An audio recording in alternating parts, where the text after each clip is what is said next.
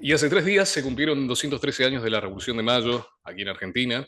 una época, una fecha patria, una fecha en la que muchas provincias seguramente han tenido y desplegado sus desfiles militares, académicos, donde vemos estudiantes del secundario, parte de la policía provincial, los bastiones del ejército argentino de esa provincia, bomberos y las autoridades políticas, por supuesto, las autoridades de gobierno. Ahora, ¿qué es lo que define un patriota? Bueno, así como antes, también ahora un patriota es aquel que se preocupa por el bien de su tierra, que defiende su soberanía nacional, que quiere el bien de su gente y que, como dice el preámbulo de la Constitución, provee a la defensa común. Una defensa común que ya, a diferencia de antes, esto sí, ya no tiene que ver con invasiones bélicas, como las invasiones inglesas de 1806 y 1807,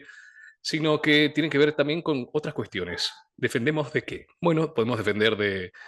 ataques terroristas, que gracias a Dios en Argentina no existen, al menos de 1994, 1995, si es que fue un atentado terrorista, un atentado de falsa bandera, en fin, pero sí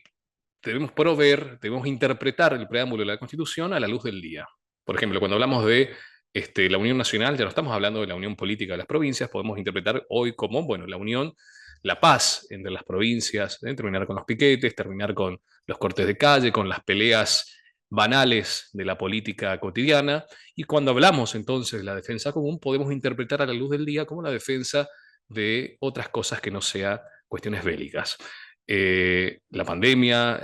catástrofes naturales y también ideologías. Ideologías que, por supuesto, para un patriota, al identificar, destruyen eso que tanto protege, que es el bienestar de su pueblo, el bienestar de su gente y la soberanía nacional de su país. Entonces, cualquier estudiante de historia, cualquiera que quiera ver la historia, más hoy con todos los medios que tenemos para conocer, ya no existe más la dependencia del villiquero, anteojito, o lo que nos diga el poder mediático, económico, político, cultural de turno, podemos ver distintas fuentes y entonces cualquiera que se aproxime al interés del estudio por la historia universal o por la historia argentina, se va a dar cuenta que hay un patrón que se repite. Valga la redundancia, algo que se repite es un patrón, que es que la historia continúa, pero también se repite. Y ese es el patrón. Entonces, así como antes, cuando estábamos en el periodo de la época de la emancipación, que existían dos corrientes, también ahora, siempre existió en la historia universal y en la historia argentina dentro de lo que es el universo, existieron las dos corrientes, la tendencia a la dominación y la tendencia a la resistencia a la opresión. Eso es algo constante y es algo que hasta el fin de los tiempos nos va a acompañar porque está en la naturaleza del hombre. Está el bien y está el mal. Ahora, en aquellos momentos, cuando nos libramos de el yugo español, que bueno, tanta mala herencia no nos trajo porque nos dio instituciones y otras cuestiones que las que hoy estamos disfrutando, sin ver de otro modo la universidad en la que estamos, por supuesto, no fundada por españoles, pero sí el concepto de universidad. La primera universidad aquí fue, si no me equivoco, la universidad que hoy es la Universidad Nacional de Córdoba, con la Escuela de Derecho 1613, por ahí. Entonces, los jesuitas, los españoles trajeron cosas buenas, digamos, a este continente,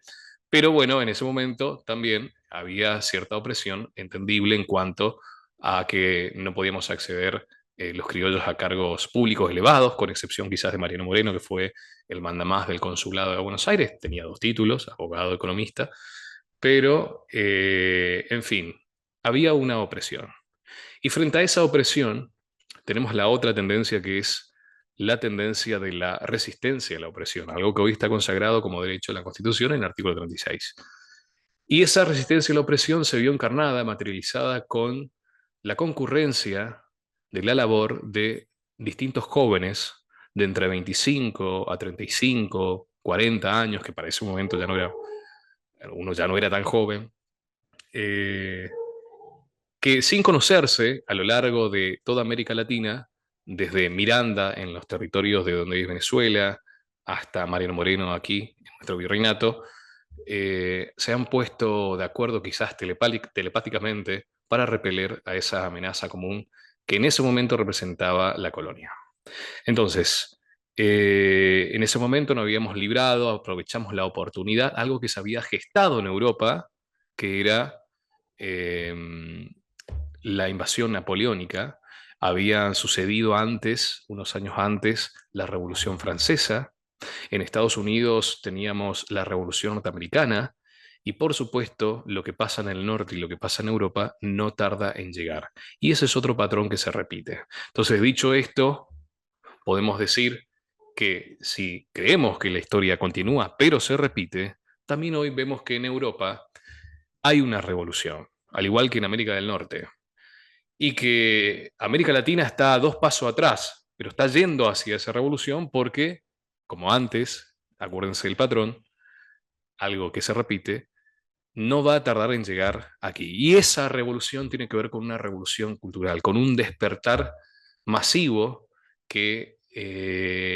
representa el poder ver qué es lo que hay detrás de los que quizás hasta hace 2 años no podríamos haberlo visto mejor. ¿Qué es lo que hay detrás de la Agenda 2030 de las Naciones Unidas y del Foro Económico Mundial? Si tenemos que hacer un reconocimiento de campo, una situación en la cual, en dónde estamos parados hoy, porque no podemos ver hacia dónde vamos si no sabemos de dónde venimos y menos dónde estamos, podemos decir que estamos saliendo de lo que podríamos darle el nombre primavera progresista, que no es más ni nada menos que aquel intento y sueño de todo tirano de dominar el mundo entero e imponer sus ideas a través del corte de la libertad, de las libertades públicas de las personas, y que quizás esto, de lo que estemos hablando ahora, hace 2 años en plena pandemia, eh, se escucharía como mera teoría de la conspiración o se escucharía como algo totalmente distópico, y en una época en pandemia donde no se podía poner la palabra aborto, no se podía poner la frase ideología de género y mucho menos otras que tienen que ver con estos temas que estamos hablando, porque directamente era censurado por 30, 60 días y quizás, no sé por qué no, un año, hoy pareciera ser que la tendencia se revierte. ¿Qué significa esto? Significa que cuando hay mucha opresión, hay mucha reacción. Y es lo que estamos viendo hoy en Europa. La Agenda 2030, que contiene los 17 objetivos para el desarrollo sostenible, sustentable del planeta, está siendo altamente cuestionada ya no por los quitos que están del otro lado de la computadora haciendo o poniendo like en publicaciones conspiranoicas, sino por grandes líderes, líderes y personas con mucha influencia en la cultura global, no en la cultura solamente regional. Si hablamos de líderes políticos, podemos ir a Norteamérica como el presidente o expresidente Donald Trump, que seguramente volverá en 2024, su antagónico, para, al menos para el circo del día a día, Vladimir Putin, en España, todo el arco de Vox, Meloni, la que acaba de ganar en Italia, en América Latina, en América del Sur, estamos hablando de Jair Bolsonaro, Nayib Bukele, que se hizo muy famoso mostrando al mundo cómo terminar con la inseguridad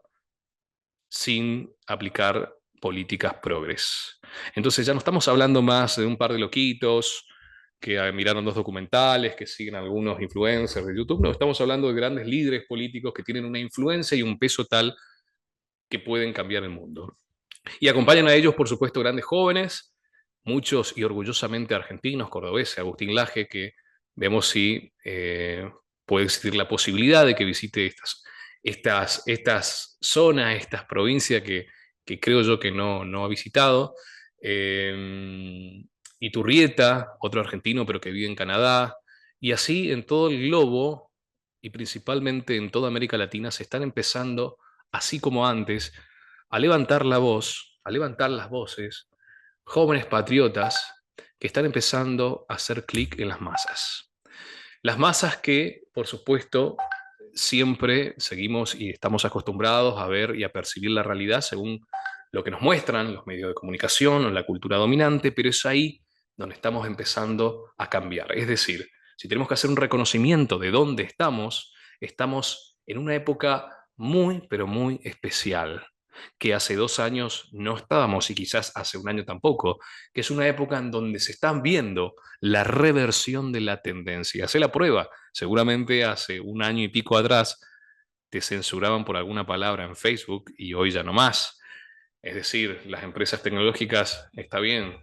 están de aquel lado, pero también no son idiotas. Es decir, saben que en 2024 se les puede venir la noche y empiezan a acomodarse en su juego geopolítico. Entonces, mientras estamos viviendo este cambio de tendencia y estamos saliendo de la primavera progresista, que no es nada más y nada menos que la primavera pseudo-comunista, que impone su control poblacional en vacunas obligatorias, control de la alimentación con la excusa del cambio climático generado a causa del hombre o de los animales que tenemos en nuestra granja, que impone el control de la natalidad, diciéndole a las mujeres y principalmente a las jovencitas incautas que todavía no han desarrollado quizás algún criterio de estos temas que estamos hablando, pero no significa que no tengan una formación académica, al igual que muchos jóvenes que llaman deconstruidos de sus valores y de su masculinidad, y todas esas políticas que tienen que ver con control poblacional, incluida la ideología de género, porque todos sabemos que una familia que no se constituye con mamá y papá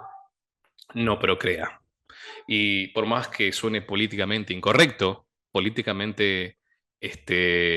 abominable para la generación de cristal, es la realidad, es un dato empírico y no debe ser ninguna ofensa. Y esto no significa que exista discriminación a una disidencia sexual. Esto significa que estamos repudiando la utilización de esa minoría sexual para imponer políticas que tengan que ver con políticas maltusianas de control de la natalidad. Ahí está lo perverso. No me interesa la inclinación y la elección sexual de cada uno. Entonces, estamos hablando de eso, estamos hablando que estamos en una época en la que empezamos a darnos cuenta que nos han mentido, pero no que nos han mentido personas que están lejos, que no que nos han mentido personas que no se relacionan con nosotros, sino que nos han mentido las instituciones en las que hemos confiado, nos han mentido los profesores, nos han mentido los amigos, nos han mentido inclusive la misma familia. Porque si abrimos un poco los ojos, si estás en el colegio, vas a ir a la escuela y vas a recibir una clase de ESI, que por supuesto todos estamos de acuerdo que debe haber alguna educación sexual, aunque mi preferencia debe ser en la casa, no tienen por qué el Estado adoctrinar sexualmente a los hijos. Estamos de acuerdo que tenemos que enseñar a los más pequeños, a los inocentes, a que su cuerpo es su cuerpo, que no debe ser tocado, por supuesto. Lo que no estamos de acuerdo es que vengan a decir que Juancito puede ser Martita con una simple elección y que encima salga de la casa y ponga Netflix y así lo avalen los dibujitos que mira. En eso sí no estamos de acuerdo. Entonces, quizás estás en el colegio y te das cuenta de que tu maestra, quizás con buenas intenciones, porque la obligaron a hacer un curso de género, te está adoctrinando. Entonces te sentís profundamente desilusionado y ves conspiraciones por todos lados. Y quizás vas a la universidad y ves que tu casa de estudio, que debiera ser un centro de debate académico, pero que se ha transformado en un centro de adoctrinamiento financiado no solamente por el gobierno nacional progresista, sino que además por diversas instituciones de dudosa constitucionalidad, que por supuesto hacen lobby por la agenda LGBT y el cambio climático, y te ponen ideas en la cabeza que no te dejan cuestionar, y si las cuestionas, quizás pierda la materia. Estos miedos están dejando de existir porque cada vez la gente se está dando cuenta de que en realidad el otro lado no son mayoría. Son una minoría con todo el poder mediático, con todo el poder financiero, con todo el poder político, porque, bueno, para aquellas personas que tienen alguna afinidad con el gobierno provincial, municipal o nacional, seguramente conocerán personas que no están de acuerdo con eso, pero que bueno, como es lo políticamente correcto, aplican esas políticas porque bueno, tienen que gobernar tranquilos. Imagínense que la provincia de Corrientes o la provincia de Córdoba o la provincia de Buenos Aires se revele ante ese tipo de agenda. Quizás no reciban financiaciones para sus buenas intencionadas obras públicas o quizás le hagan la vida imposible de más arriba. Hace poco tiempo en la provincia de Corrientes, una avícola de las tantas que han tenido problemas en la Argentina en los últimos 2 años, el SENASA, que es el organismo que controla, vamos a hacerlo simple, que esté todo en orden para que los productos cumplan las condiciones de sanidad en Argentina,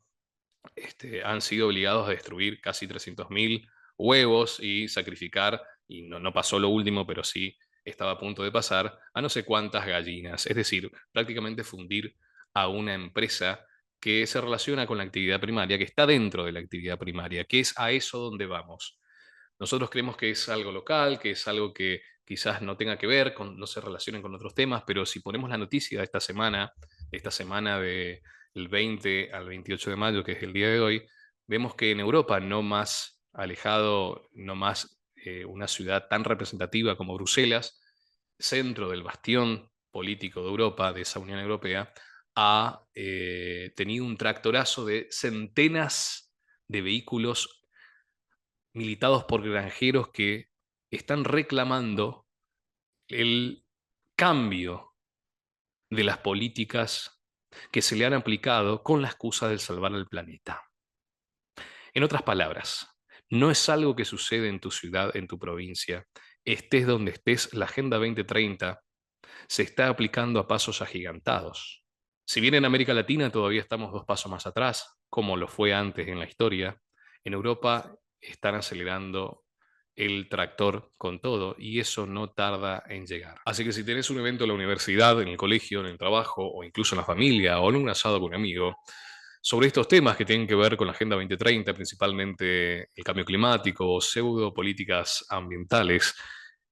no tengas miedo en alzar tu voz, en levantar la mano y con todo respeto, amor y cariño, plantear estas inquietudes que son más que legítimas y que no te transforman en un joven conspiranoico, al contrario, te transforman en un joven con criterio, en una persona culta, en una persona que piensa por sí misma y que no se deja adoctrinar por las ideologías y movimientos financiados por personas que no conoces con intereses que sí conoces. Me sorprende que en nuestro país y en nuestra ciudad haya muchos jóvenes, mujeres y hombres que piensan que están haciendo una verdadera revolución cuando en realidad están siendo usados para imponer los intereses desde arriba hacia abajo. Las revoluciones se hacen de abajo hacia arriba y no viceversa. Entonces, encima no cobra nada, trabajan ad honorem, están y lo vas a ver en listas para centros de estudiantes, lo vas a ver en agrupaciones que quizás no gobiernan en el centro de estudiantes, pero que están militando y algunas hace años y que son promotores de todas y cada una de las políticas de la Agenda 2030, aborto, ideología de género, eutanasia recientemente, y seguramente en unos días van a empezar a militar el hacer harina en base a grillos, ¿sí? A buen entendedor, pocas palabras. Entonces, te animo a que no te desconstruyas, a que guardes tu masculinidad, a que guardes tu feminidad, que eso significa tener un criterio, porque cuando te deconstruís, no solamente te deconstruís en modales, sino te deconstruís en valores. Y justamente una persona sin valor es una persona útil a ese sistema maquiavélico de dominación. Entonces, así como antes, cuando las revoluciones ocurrían,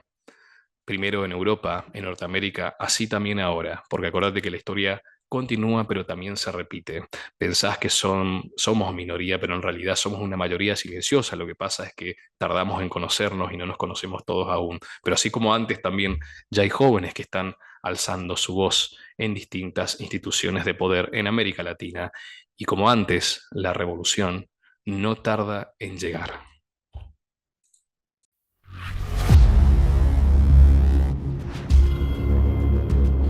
The 2030 agenda is, to put it simply, our plan.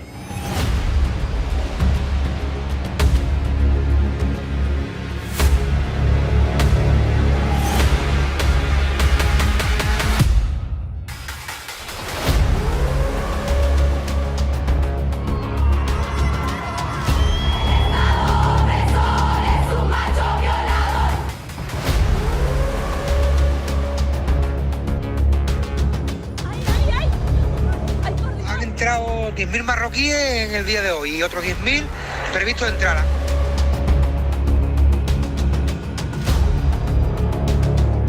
Green economy, blah blah blah, net zero by 2050, blah blah blah, net zero, blah blah blah, climate neutral, blah blah blah.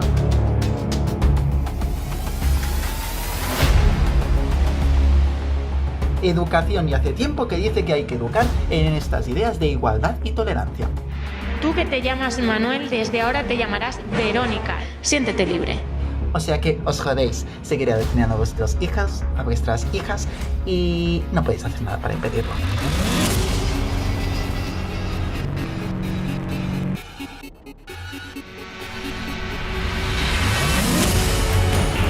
Nosotros hemos venido a representar a una mayoría patriótica. El futuro nos pertenece a nosotros, a los patriotas, no a los globalistas ni a los separatistas. Y por eso decimos, España siempre, ¡viva España!